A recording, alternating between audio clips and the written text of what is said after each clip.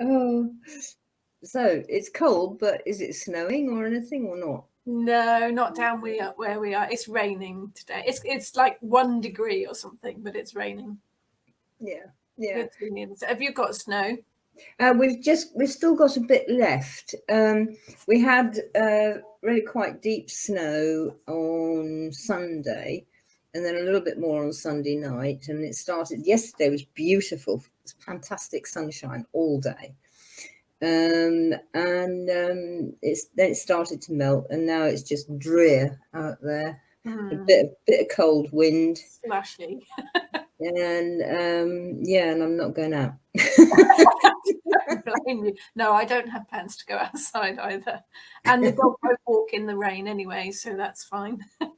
No, and I mean, he does sort of tend to squelch up around. He's only got little short legs, poor chap. Yes. As soon as he feels that wet on his paw, nope, that's it. No, well, he knows it's going to go up on his tummy immediately. He has got a coat, but he needs Wellington boots or something, I think. I think so. Probably stilts, or preferably if you put him on. But I tell you what, get a skateboard and put a string on it. Pull him along. I have been known to pick him up and carry him because he's refused to walk before. And then you sort of see a handy-looking patch of grass, and you plonk him down and say, "There you are." Does that work? No. You can actually buy rucksack things for Dachshunds to carry them in. Yeah. That just tells you about the breed, really. It's sort of a bit like, there's baby carriers. Yeah. Yeah. Pretty much. Yeah, it's not happening. Oh, one of my old cats, she's having real difficulty walking, and but she'd like to go out, and so I didn't, but I did think about getting a baby carrier and putting her in it. It had to be a front one because she wouldn't stay in the back. If she can't see me, it would be like Yeah. And I very nearly did, but she got sold. She pegged it anyway, so. But it was a thought. I thought, well, I can always take you out and enjoy in the sack. You can get little push chairs for dogs now as well, apparently. Right. Yes. I guess if they're old and infirm, that's. And the most amazing thing I've seen, and you probably have, is when they have an accident and they lose, say, both back legs, and they can put them on these wheels. Yeah. And it's and they look quite happy. Yeah. With the films that I've seen. A few Dachshunds like that because they do suffer from back problems, and it stops their back legs from working. So they have little wheels, don't they? They go whizzing all over the place. I'm not. You've seen Star Wars, presumably the original. Yes. You remember when they're coming back from the prison and they got the Wookiee in front, like a prisoner, and this little thing comes around the corner and you go, rah! I don't know, runs away.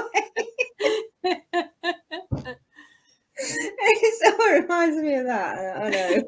No, I can't go there.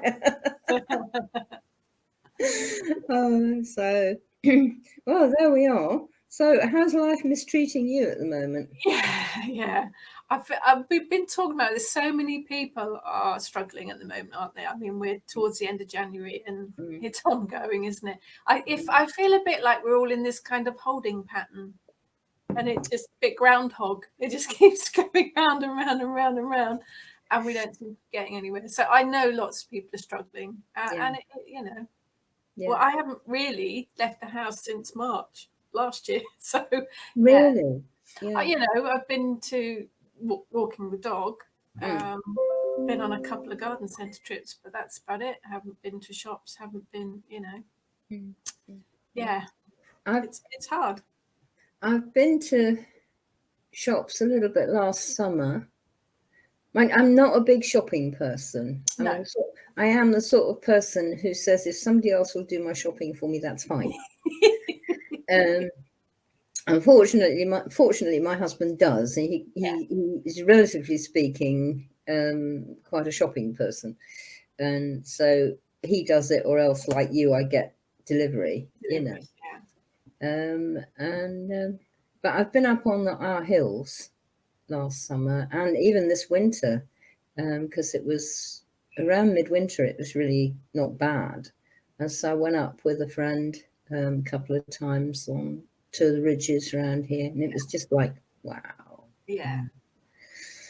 And that I sort of miss. I'm sort of at the stage now of working out now, how can I get there without anybody arresting me? And I probably can, actually, because a couple of places I want to go is probably within 5 miles, and it just means you get a different view. Yeah. Well, it's just the lack of not being able to do the usual things, isn't it? My husband said to me, "Oh, shall I take a day off work next week?"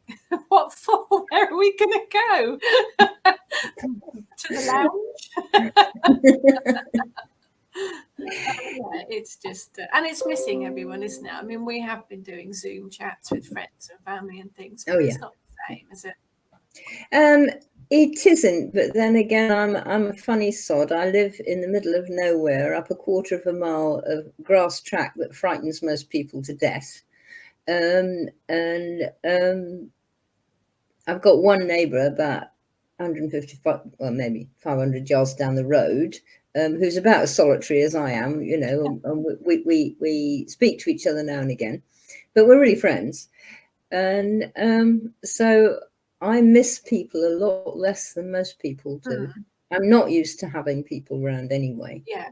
I don't go and hang out with people in cafes and things. I'll go meet a friend, you know, a real friend.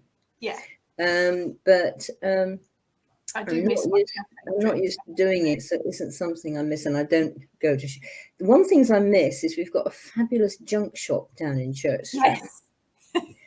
And I do like junk shops. Yeah. And I have got all their furniture from junk shops. Yeah. Yeah, same here.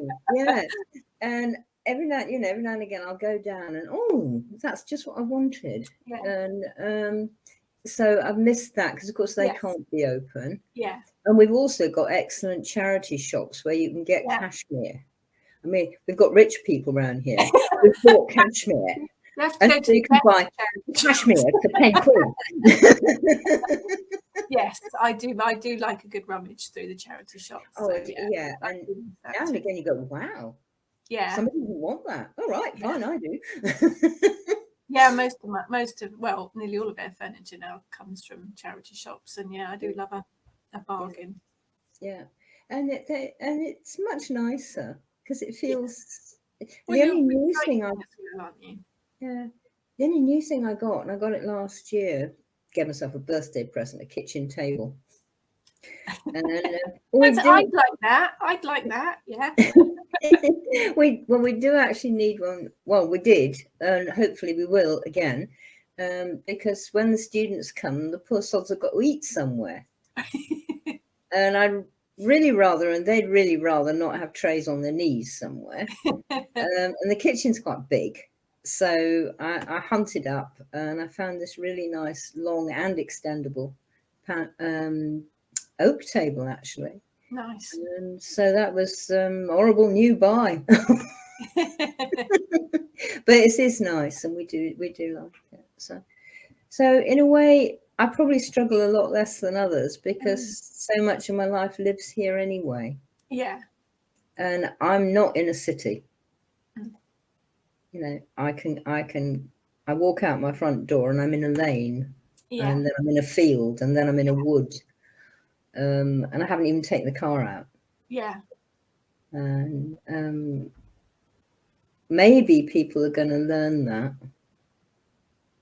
You know, I gave up my car. Oh gosh, 4 years ago now. Oh, time goes, doesn't it, when you don't think about it?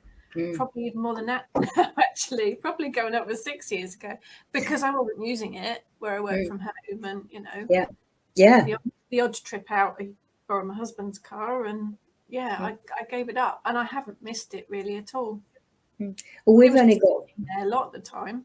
Yeah, we've only got the one between us, and it's always worked. We've always been able, even, you know, if I wanted to go off in one direction and he's wanted to go off in the other, we've managed to organise it so that I get back in time for him to go off or whatever. But I couldn't do without one here. I cannot get anywhere. That isn't a bus. I can walk pretty much everything from here, shops and all sorts. So yeah. Well, if I was young and fit, I could, but it's 2 miles to the nearest sort of bus, and I can't do that anymore. No. Oh, you wouldn't want to do that, really, but yeah. Well, I would actually, if I could, and I certainly can't bicycle anywhere. I mean, that would be kill yourself, definitely. Well, with the osteoporosis, I've only got to fall off on the road, haven't I? Yeah, that'd be it. Great. Let's not do that. Yeah, no, let's not do that. So, you know, but I haven't done that for years, so I'm not worried about that. But no, I was wondering, you know, people, so we've huddled together in cities, and you know, we get used to lights and street lights and technology and shops and everything being on tap all the time. And I'm wondering whether Mother Earth isn't sort of saying, maybe you ought to get out of that one a little bit. Take a breath. I have done both. In my youth, I lived on a farm in the middle of nowhere. I don't think I appreciated it very much then, to be honest. It was just good for loud parties. So yeah. But now I live on the edge of a city, but yeah, I do have everything here. I can walk to pretty much everything. We are 5-minute drive from the ocean. We are 5-minute drive from a forest. There are parks around, but there are shops. There are takeaways that deliver. For me, it suits, and especially if we have children as well. I think we were talking about this the other day. Actually, my husband and I, when I went to school, one of my friends at school lived in the middle of nowhere, and she was, for any of the parties or the social side of it, she had to rely on her dad to ferry her backwards and forwards, and that it didn't work. So I think with children, perhaps with a social life and things like that, it's more difficult if you are out. Was it that she didn't like her dad ferrying her, or that her dad got pissed off at doing it? I think the latter.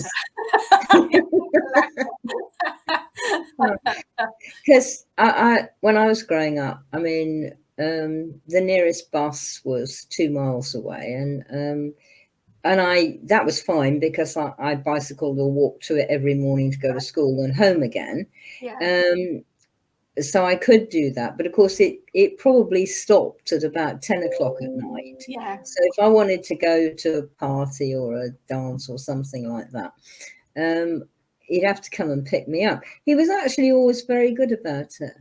And he got a bit miffed if I was late.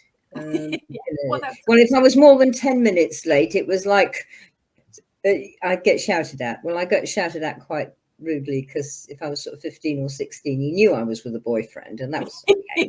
So it was like, stop kissing that boy and get back here.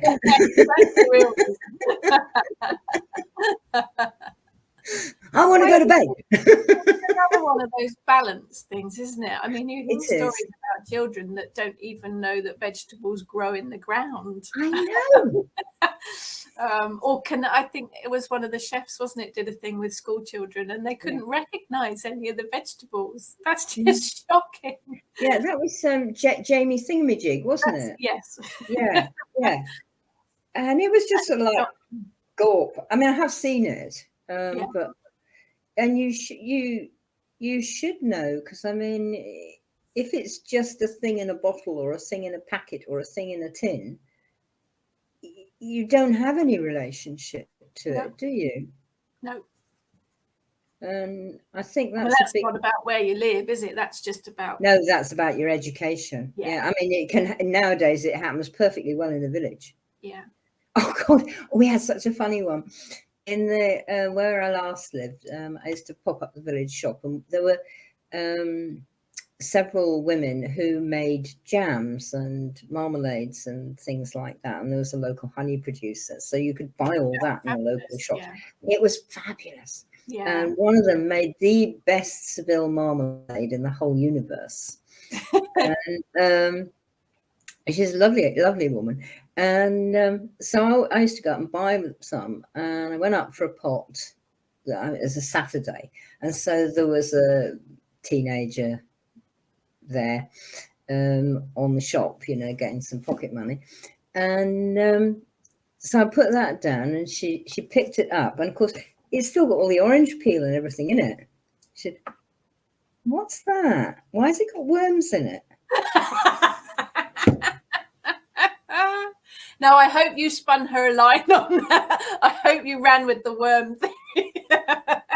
I did think about it, but then I thought, actually, there's the other half of this. Possibly she ought to know. Well, it was so tempting, because you know what I'm like. As somebody only got to start off with one of those, and I can do the whole 9 yards, So I did tell her, she said, "Ugh, is that how they make marmalade? I'm not eating that again." And I was like, shit. Bloody hell. I do think you should know where your food comes from, where it's made, and I mean, we're not, as a fact, I eat pretty much everything and anything. Not a big fan of shellfish, but that's just the taste of it, really.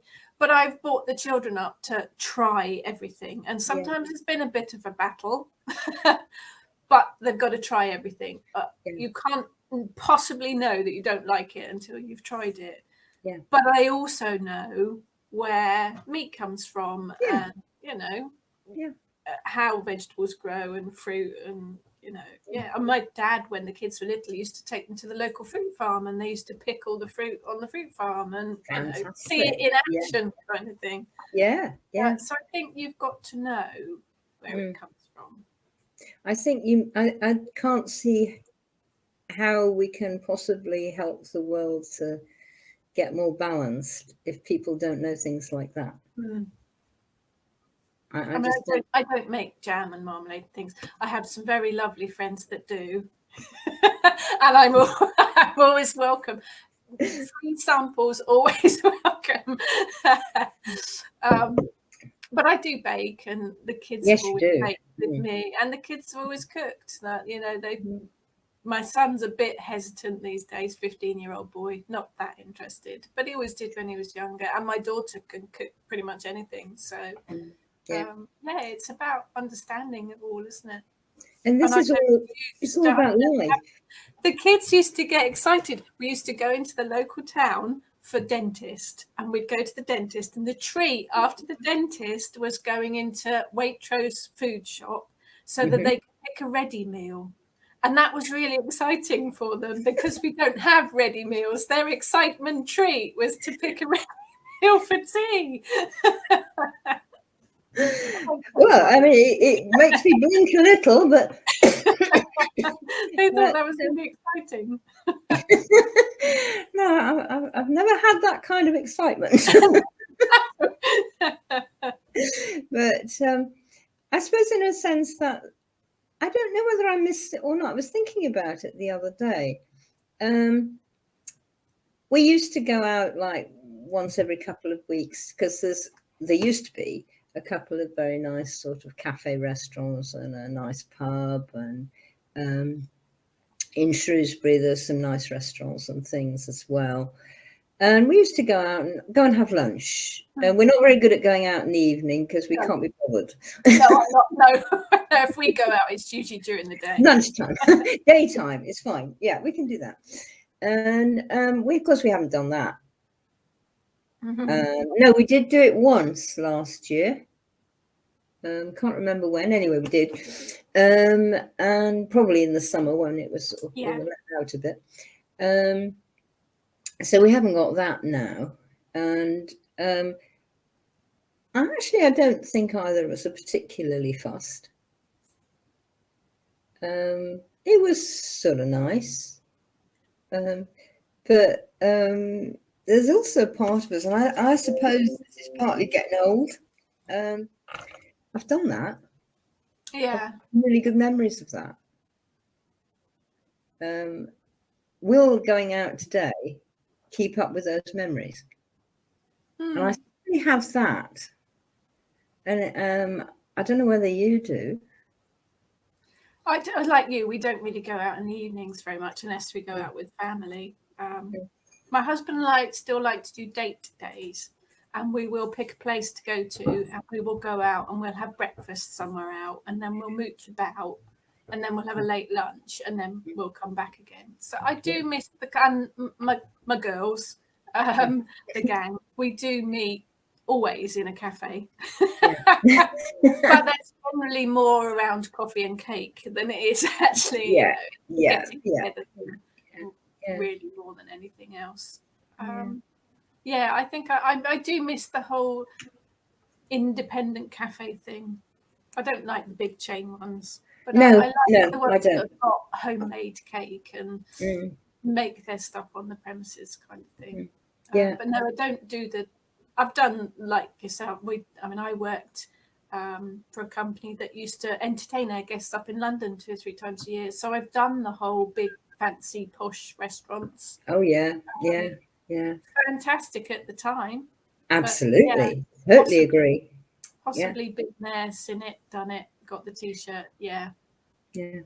I feel that a bit. It was a bit of a shock a few years back now, probably 5 years back. And I had to go up to London to do a talk at the College of Psychic Studies. That was it. And it was a talk one night and then a workshop the next day. And they actually put me up there for 3 nights, which was really nice. And it's South Ken, so it's practically opposite the Natural History Museum. So it's really nice. Fantastic cafes. Fantastic cafes just up the road. So I thought, well, I'm here. I haven't been to a restaurant we used to go to a lot. It's no longer there. Up in Greek Street in Soho. I'm going. So I booked myself a table and went for the evening, got a taxi up there and all that sort of thing. And the restaurant was still fantastic. It was called the Gay Hussar, and it was a left-wing. It was run by Hungarians, and they were fantastic. But it was always frequented by left-wingers, politicians and everything. Indeed, when I've been there, there's usually been a couple of left-wing politicians in there as well that you recognise. And one wall is covered in cartoons of all the famous figures, was. Anyway, I got there and it was great. And, one of the blokes who was waiting was somebody I still knew. Oh, it's you again. You haven't seen you for 5 years kind of thing. Yeah, hi. And that was really nice. But I don't know what it's like now, but they'd started to knock Soho down. Right. And I was talking to as you always do, you talk to the taxi driver when they're driving you because they like it. Anyway, you get all the latest from them. And he said, oh, it's dreadful. He said, so-and-so's gone and such has gone. And there was a whole big, I used to do a lot of photography. And it was a hell of a photographic place. There were really superlative printers there. And there's a lot of film stuff going on there and things like that. It's all gone. Mm. There was a fantastic early music shop there where you could get all these amazing instruments, that you see people playing. It's all gone. And it's all sort of been turned into apartments for rent for people to go on holiday. Yeah. And there's no life there. And Berwick Street Market's gone. And that used to be the market up there. I used to go, when I worked next door to Soho, I used to get on the veg there. Yeah. And, you could get meat from the Basque country or Peru or something, and kangaroo steaks and whatever. You could get all sorts of stuff, and it's gone. And progress, I really found they call it progress. Yeah, they do. And it was like, oh, why? It's money, isn't it? They can make money from renting out apartments. And... Well, they I mean, the Hungarian restaurant, I've been there since 1950 something. I mean, when I first went up to London to see a boyfriend who was up at the place, the dance school there, he took me there. And because it wasn't that expensive, and you know, if you'd saved up for a few weeks, you could take your girlfriend there. And anyway, we went Dutch. But so I'd been there since 1950s, and they tried to stay, and of course it got a load of followers. So they tried to get people, and people were putting money in it, like thousands and thousands and thousands of pounds, and they tried to buy it, but they kept upping the price. Yeah, the developers. The prices in London, well, even we're quite down south, obviously, but the further you go up towards London, the price of houses is ridiculous. I don't know how anyone buys a house in London unless you are a millionaire of You some must be. You must be. Yeah. And when we first went up there, because I went up there first when Paul and I went up there to live up there and work up there, 1974. And people did, and you could live on the edge of Soho, on you know, in the middle of town, you know, Monmouth Street and all this sort of thing. Yeah. And you could get a flat. And I mean, we did. And we moved out later when we got a house, but you could live right in the centre, and so you know, could walk everywhere. Yeah. And there was life at night. And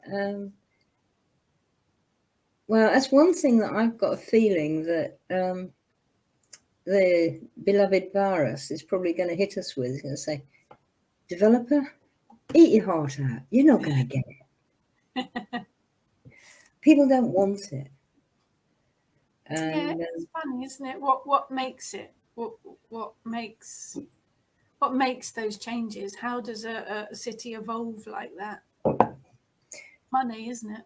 Money, and people advertising, people wanting Hollywood lifestyles. Yeah. Yes, now that's media, isn't it? That's down to media. Everyone wants to look like and be like, well, not everyone, because I'm not including us in this. No, and most probably all of our friends either. There are quite a few million people other than us, and they probably do. Although, to be fair, I couldn't actually pick a Kardashian out of a lineup, but I know they're famous for being famous. But it is, isn't it? It's media, isn't it? Media projects this ideology. It's a bit like they call it Instagram witches, don't they? From Air. Oh, do they? You say, I need you to catch up. From Air view, apparently, I only use Instagram a little bit. Instagram witches is the kind of stereotype, all dressed in black, and I'm not knocking everybody dressed in black, I'm just giving you an example, with all the makeup on and the hair and all the beautiful black nails and all everything set out beautiful. Sort of very goth. It's not just photogenic is where I'm heading for, just so that it looks picture perfect kind of witchcraft. And of course, we know it's not all like that, but that's what people aspire to, isn't it? From the media, they want the Hollywood, like you say, the Hollywood lifestyle. They want the perfect houses and the perfect bodies and the perfect makeup and what is perceived to be perfect, obviously. Well, I mean, they come over like that, and I mean the people who, I mean, as we're watching a middling sort of program about the development of looking at the stars yesterday, and it was like a set of 3, so we're watching them, and they all had adverts in them, so you know, sound off. Adverts are louder, aren't they? The adverts are definitely louder than the actual program. Well, I don't care. I don't want to hear what they're saying anyway, because they all look like a load of bloody idiots. But I thought, well, no, actually, you need to have a quick look at this. So I sat there through whatever it is, 5 minutes of one going, God, all the time. And sometimes it's a job to know what they're actually advertising, isn't it? Oh, there was one which had labels of the post office on it, and I couldn't work this out. And there's a couple riding down on these scooters, you know, then the sort of black guy, white woman, up for the right sort of things, and they write down, and then they cuddled their kids, or at least not their kids, probably their grandkids, and they did all the right things, and that sort of thing. Bloody hell, has this got to do with the post office? And then eventually I read it was insurance. I was like, hey, gosh.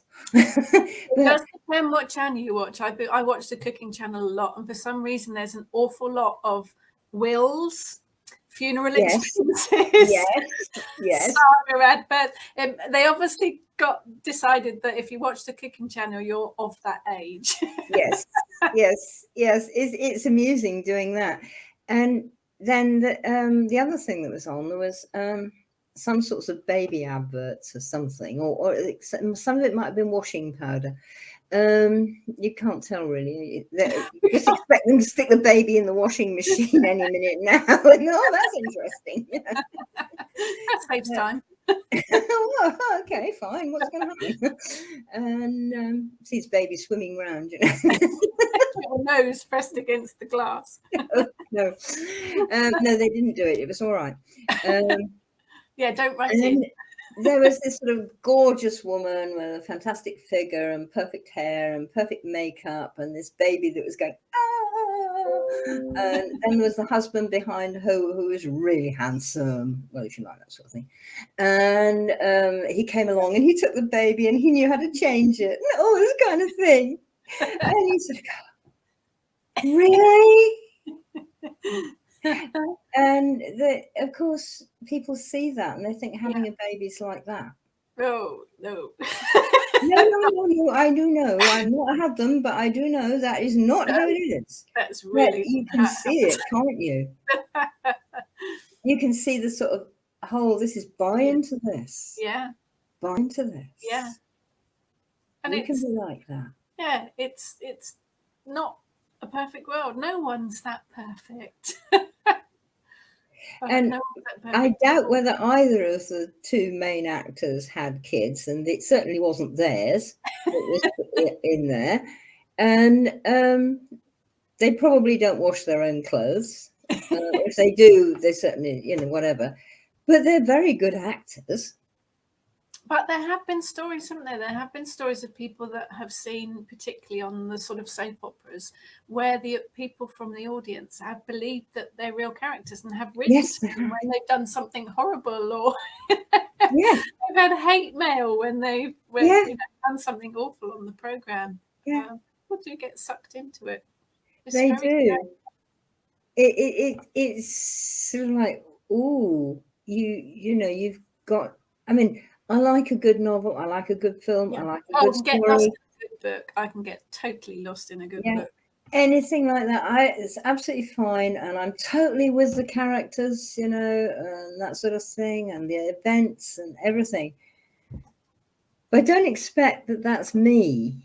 I don't expect to turn into it by reading the book or watching the film, and I don't expect necessarily, depending on what the book is, of course, to meet it outside. But that's what media does to some people, isn't it? The media is so powerful. And I think that's for social media in particular. You see so many people sharing things that aren't true. That are misinformation and that haven't been researched, and that's down to the media, isn't it? Writing misleading headlines and I don't think it is things out there that aren't actually fact. I disagree with you there. I disagree with you there. I don't think it's the media's fault. I think it's the teachers and the parents' fault. Oh, okay. Because the media is going to try and sell you something. That's what they're in business for. And as long as we've got the sort of economy we've got, they'll try and play on your emotions. Fine. But hasn't anybody told you that's what they're doing? Oh, I see. Yes. Hasn't anybody told you that actually, darling, that's bullshit? Life isn't like that. Come on, let's go and look at it. And if your parents don't do that, if your teachers don't do that, how are you going to know? I mean, Goebbels was very good at it in the 30s. And I think, to be honest, nowadays our media is sort of Goebbels, eat your heart out. We've got you totally sussed. We're way ahead of you, man. Yeah. Oh, yeah. And that's because people don't discern. They don't look. And for me, what we do, witchcraft, if you want to call it that, is we do try and help people to discern. Because if you don't discern when you're doing the craft, you are up a gum tree. Yeah. It can be a little awkward at times. But no, and the other thing is, I think if we say, well, it's the media, again, we were talking about last time, we're taking all our own responsibility off. Mm-hmm. I mean, you didn't let your kids get away with that kind of thing. It was like, come on, that's not real. Oh, but Mum, no, it isn't. Look. Research. Yeah. Now here and here and here and here, sort of thing. Yeah. And actually go and look at it. Yeah. Well, why is this guy doing it? Oh, well, the chemical company, the pharma company has told me that this will, cure COVID, like the Lotus nasal spray. I don't know if you've seen that. Oh, I saw it by accident yesterday, and it was so funny. Anyway, so you sort of go, hang on a minute, why are they saying that? Because they want you to buy it. Buy it. Mm. Not because it works. No, they just want. Oh, do you mean they'd tell me lies? Do you mean they wouldn't? Come on, of course they will. Oh, but people aren't like that. Yes, they are. Mm. Yes, and I've had a few people come my way from the witchcraft point of view. From the, I went to a psychic reader, and they told me I've got an entity attached to me. And they said that if I pay them $200, they'll remove the entity for me. Really? Yeah. Bye. No matter what religion, what faith, what you practice, there are charlatans in all of it. And, people who are just out for, what I can get. Yeah. Yeah. Not that I'm saying that, if somebody offers you something for free, that's necessarily going to work either. No. And I don't say it's wrong to charge for, your help with something.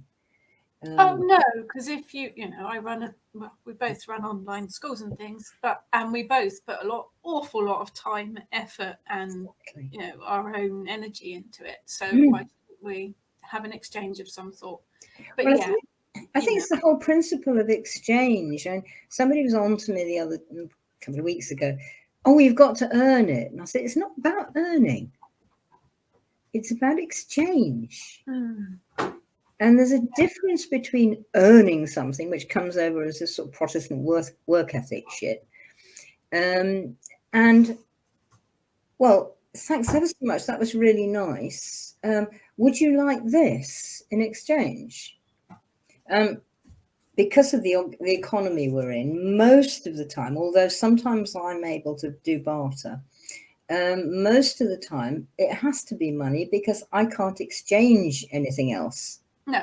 For what I need. You've got to pay your bills, haven't you? Exactly. And unfortunately, I still have to do that in money. But I'm crippled, as pretty well everybody knows. She says, waving a pair of paws at you. I can't clean my house. It absolutely cripples me to move the vacuum cleaner around. And dusting. Well, okay, let's have a go. This arm works fairly well. That's as high as I can get that arm. Yeah. And that's painful. So I can't dust anything.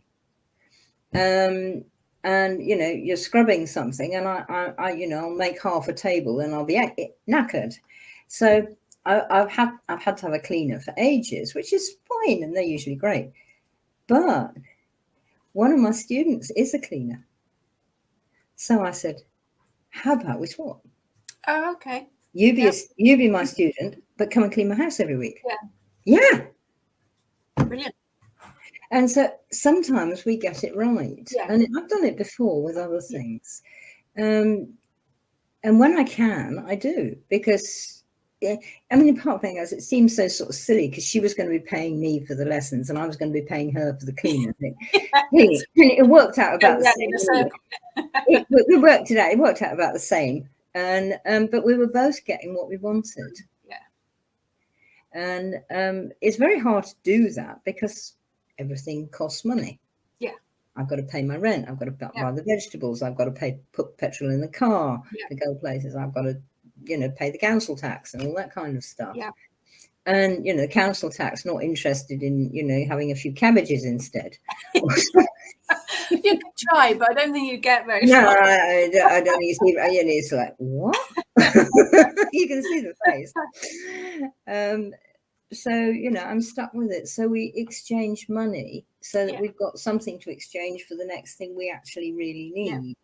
Yeah. But it is exchange. And it, like you said, it's my time and my experience, your time, your experience. You've put how many years into it, as well as what you put into each lesson. Yes. Yeah. So, this isn't a hobby. No.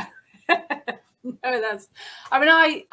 I have a real job out in the real world still. Thankfully, I can work from home part-time. I'm personal assistant, so I do that from home. That's what pays my bills. But I couldn't do without the witchcrafty royalties and courses and things. That just bulks it up so that I can afford to live.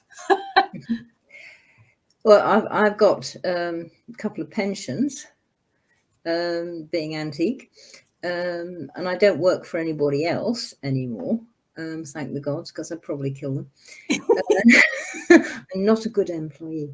Well, I can be, but it depends on the person I'm working for. I've worked for the same chap for 29 years. So that's fine. Right. Yeah, that's okay. Yeah, when you get one like that, that's okay. But no, I need the student work and the royalties and anything else that comes in that way. Otherwise, I wouldn't actually pay the rent. Yeah, no. And so it comes through. On the other hand, I mean, like you, with all the witchcraft stuff that we both do, certainly for me, I love it. Oh, I never want to give it up. Yeah. No, I never want to doing it. I have to do the real job. Yeah. I choose. Yeah. Spend as much time as you can in the witchy stuff.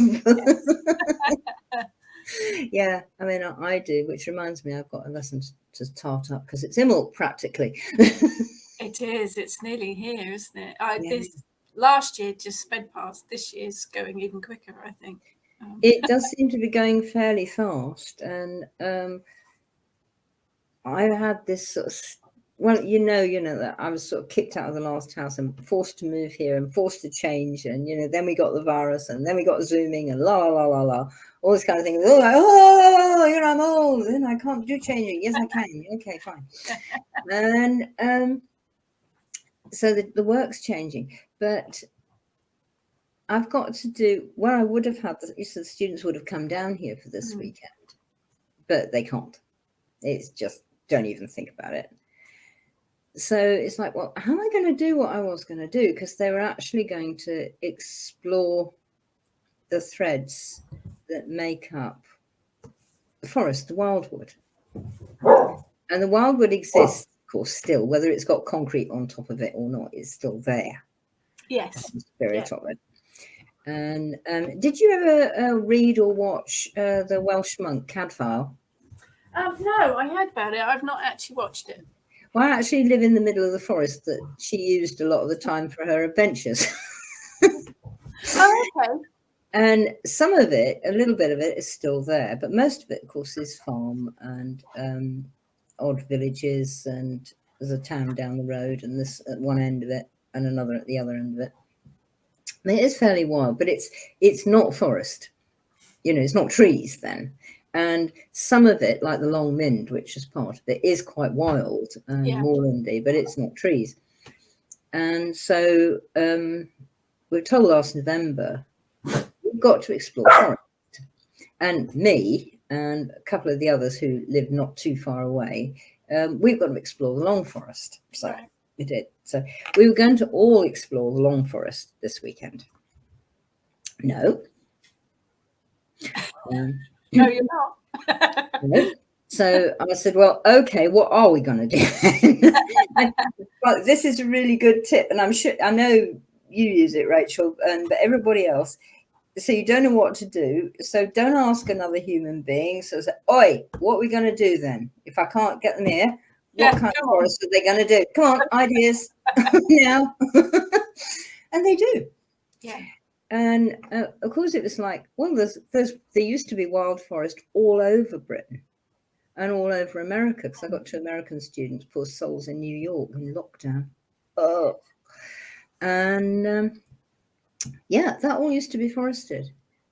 Tell them to go and, through journeying and that sort of thing, find the spirit and say, what do you want me to do? Yeah. So they've also started this week, and they're all getting they've all got their bit of forest now, because they didn't know where they were going to go, but they've all been told. And so they're actually going to do it this weekend. And of course, we're meeting on the Friday. Then the Saturday is get out and do it, or stay in and journey and do it. And then I said to them, make it up into a story. 5-minute story. Sunday, we Zoom and everybody tells their story and we talk about it. Excellent. And it's just it would be lovely to be there in person with everybody. Yeah, but sometimes you have to have a different option. And one of my guides said to me, the one who's sort of leading this epic, said, well, they come to you, and apart from anything else, and you must find this, people come to you, and of course your cloak covers them, and they do absorb from just being in your presence. Yeah. And they get more confident. And I live somewhere very pretty, so it's sort of like da-da-da, and it feels like a bit of a holiday. Yes. And they know they can do it.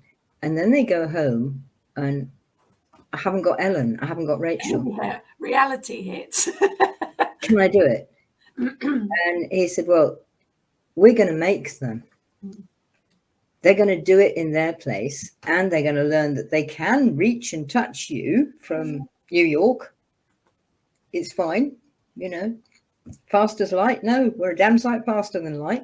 Yeah, forget internet speed, much faster than that. Yeah, absolutely. Even if you're on fiber to the premises. This is sort of hot wired, and they've got to find their own place, and we've done it. I've done it about three or four times now since over the past year, and every time they sort of say, that was really good. I know I can do it even if I'm not next to you. And you go, that's what I want. I don't need to train of bloody acolytes. I need folks who can go out and do it. Yeah. And it's just thrilling. So yeah, and it is your it's the confidence, isn't it? Once you've had that first taste of confidence, it's brilliant. Yeah. And I mean, are you doing stuff like that with your guys? Yes. Oh yeah, I push and shove them all the time. Well, yeah, I realise that. quite often my emails or my words to them start with, "Now I'm not being mean." Really, I'm not shouting at you. But I'm going to push you because I know you can do it. Exactly. Yes. Yeah. And then I think that's our job. Part of our job as teachers, isn't it? To not you don't want to hand the student everything on the plate. Do it like this, do it like this, do it like that. No, you've got to go out and work it out for yourself, because that's how you gain your confidence. And how you remember. Yes. And how you don't get stuck when you haven't got all the things in your recipe book. Yeah. A witchy recipe book. I haven't got one of those. What am I going to do? I can't do it. Yes, you can. That's how we all learn, isn't it? Isn't it? Well, if it's really going to stick, yeah. But are you Zooming with them as well? Yeah, we have. Well, we do one-to-one, so all of the homework is dealt with by me via email. But we have regular Zoom sessions with myself and my team and all the students. Yeah. So they can ask questions or just we did that too, and they've got used to it. Some of them were a bit resistant.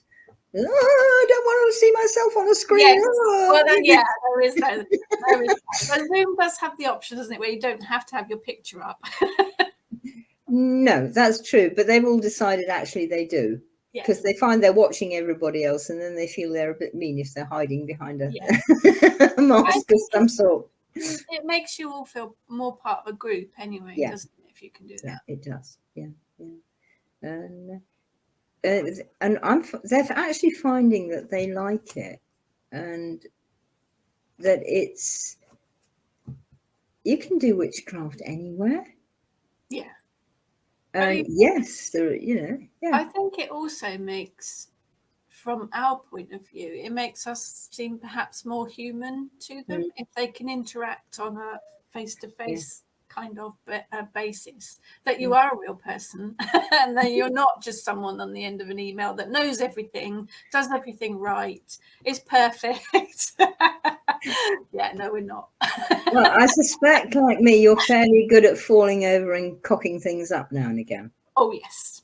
Oh yes. And if anyone's been to any of our open rituals, they've actually been described as organized chaos. Yes. Absolutely what they are. And this is my point. I actually put things up sometimes if I have a recipe that goes wrong. I had recently that just completely wrong.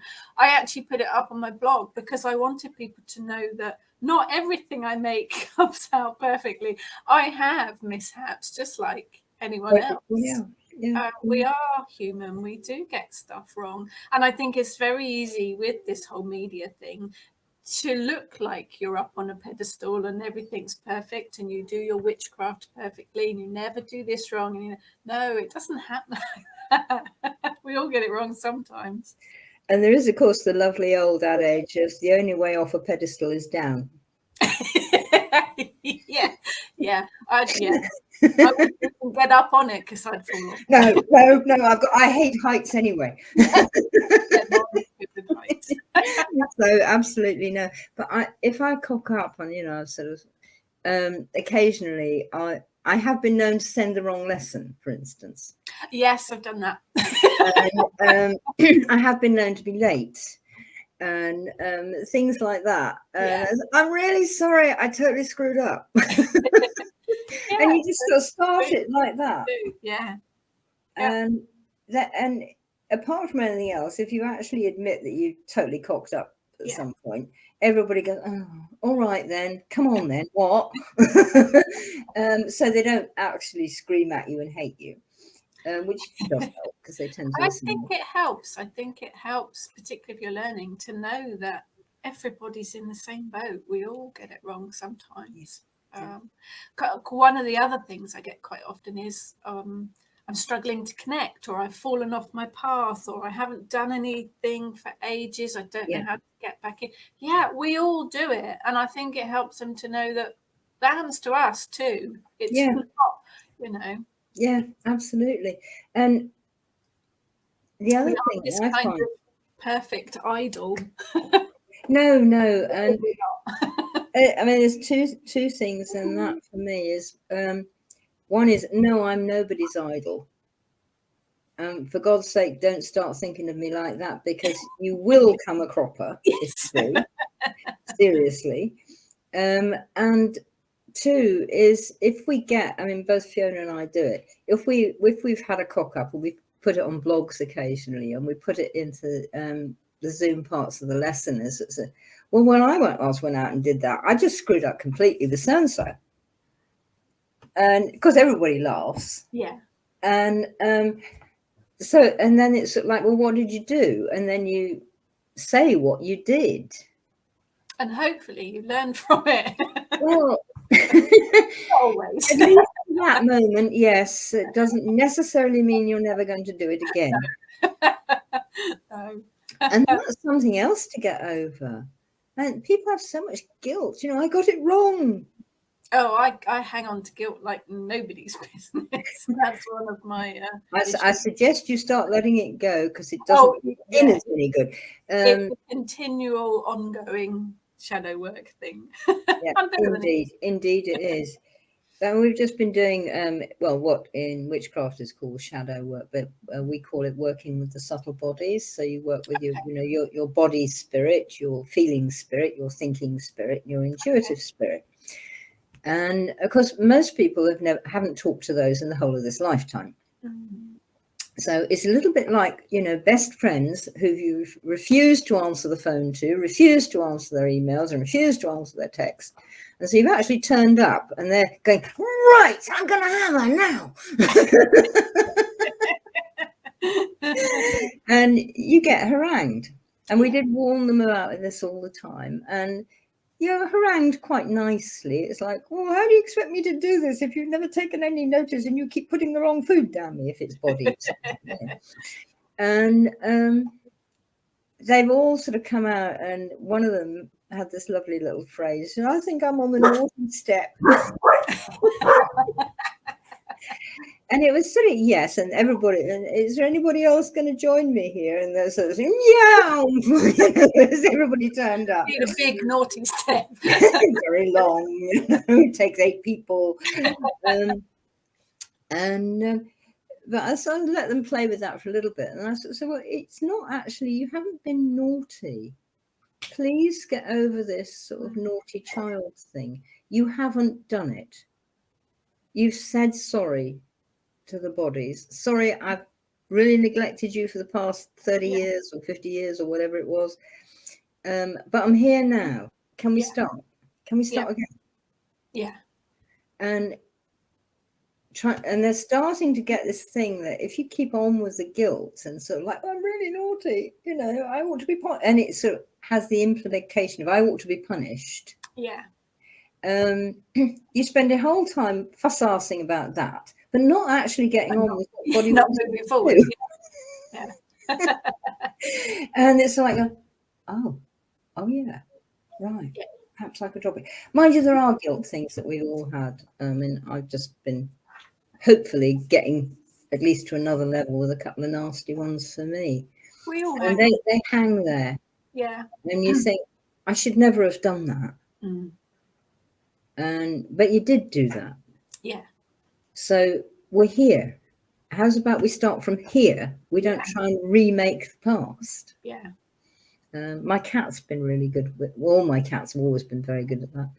And one of the problems with a cat that I thought I should have looked after better, that I thought I failed her and I caused her pain and all this kind of thing. And she's told me right from the day she died, it's like, get out of it. You didn't. Yeah, very much. She's that sort of a cat. And but it still wasn't working. So the current cat sort of grabbed me by her claws kind of thing and said, you're wasting time. You're getting in my way. I can't talk to you. Other world can't talk to you because your head's full of this bloody guilt all the time. Yeah. And it was like, oh, slap in the face with wet shark. We all do it, don't we? We do, yeah. So I told the students about it, and it was quite painful telling them. And I burst into tears in the middle of the story, which was actually probably good. But it was sort of like, we all do it, and this is at least one way out. You might like to try something similar. Yeah. And not get there, but it's hard. It's very hard. I think shadow work in particular, that working with yourself, it is ongoing, isn't it? Always. Once you open that can of worms or that jar of marmalade, it's ongoing, isn't it? You cannot stop. We do another one that's sort of part of what witchcraft calls shadow work, is alchemical composting. Okay, yep. And so you go through the 4 processes, nigredo, albedo, citronato, and rubado, which is actually the same as what your compost heap does. Yeah. And so it's really useful to use the analogy. Yeah. Well, how do you start making compost tea? Which is also useful if they haven't made one yet. And you sort of get all this sort of going. And of course, the stuff that comes out, at least half of them always say, I can't find anything to put in my compost heap. It's like, take your blinkers off. Yes, you're not looking properly. Great looking. But, and then it's like, and then something comes and go, and they want to go, oh, no. Yeah, that's how you know. Yeah.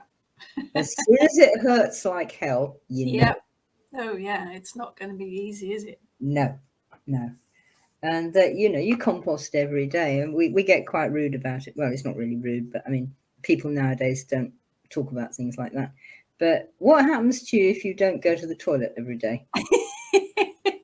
Well, it'd be incredibly uncomfortable, that's for sure. Well, you'd actually die. Yeah, it's because your body's full of poison.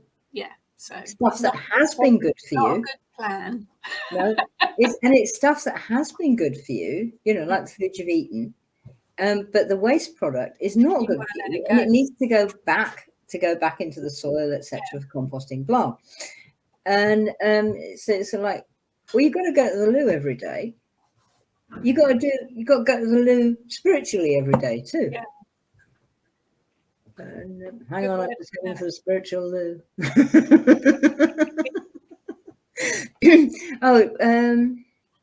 What's it? It's a Wordsworth poem, and it's The Lonely Sea in the Sky. Paul and I, of course, have changed that around as sort of thing, and so it's like the lonely loo in the sky.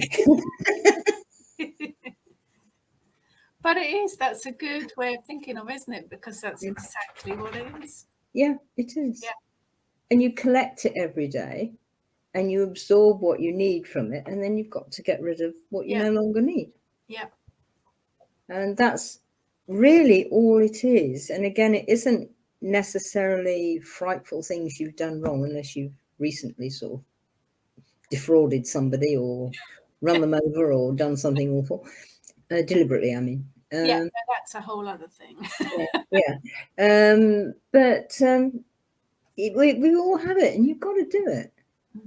Because I think a lot of depression, I mean, I'm a pussycologist, I mean a psychologist as well. We always used to call ourselves pussycologists. And you've got to do it that way, because I think a lot of depression seems to come out of that.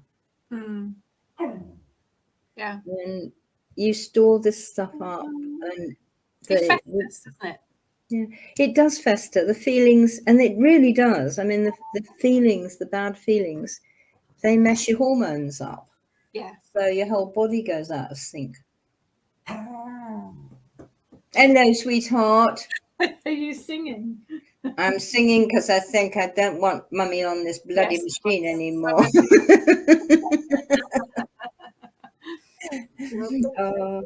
Wow, that was a journey and a half. Yes. We've covered all sorts of things today. We usually seem to, though. It's quite fun. I think people seem to like it. So anyway, I hope we haven't bored you all to tears out there. You can always throw questions at us. And you can always say, for God's sake, don't talk about that again. It was boring. Yes. We might possibly notice. Always suggestions. So long as they're polite. Absolutely. So, well, I suppose we better go and make our tea and take the dog for a carry. Yeah. Carry? Yes. Yeah, well, if it's not raining. Otherwise, he'll just lay under the blankets on the sofa, which I don't actually blame him for, to be honest. No. But I want you, Mummy, because I'm shouting. Yeah. Singing to you. Well, hopefully you don't get too cold. And hopefully you don't get too cold either. Or wet. Or anything else. Thank you for your company as always. And yours, delightful. We'll catch up in a couple of weeks. We will. Please do put suggestions up. Yes, we are open. We're always open to themes, questions. We're happy to give you a point of view. whether it's right or wrong, or well, there isn't any right or wrong. It would just be our points of view. yeah. But it might help. Okay, we'll see you in a couple of weeks then, love. Yeah. Bye-bye. Bye.